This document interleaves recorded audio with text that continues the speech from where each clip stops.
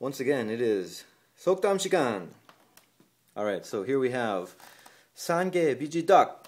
I have left off the ending, which could be ida, which is the to be verb, or often 이라고, or any other conjugation that you would stick at the end of here.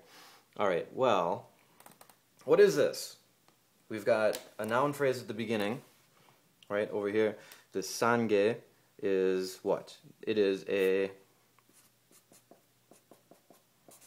cheap, and here this is going to be just thing. It's a pronoun, right? Sort of it, a cheap thing. We're using the adjective cheap, inexpensive, to describe this thing. So it's here with the nian down here, san, right? That comes from the dictionary form, which would be 싸다. That's what you would look up in a dictionary.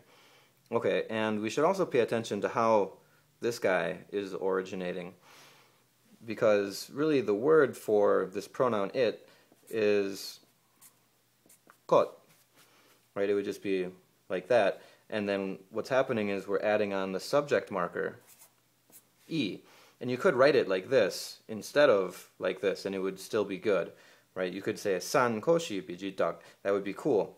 But often, especially in speaking, but also in writing, they will take koshi and sort of abbreviate it to this ge, right? So don't let it fool you. It's the same thing.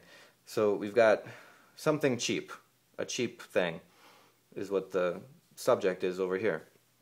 So what is 비지덕? It's a kind of food that I think nobody really eats anymore.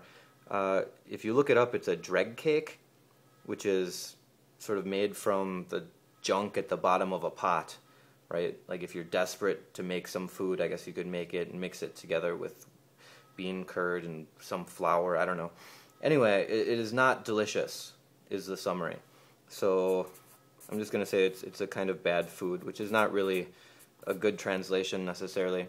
But the point is they're saying that a thing that is cheap is bad. In English, we might say you get what you pay for.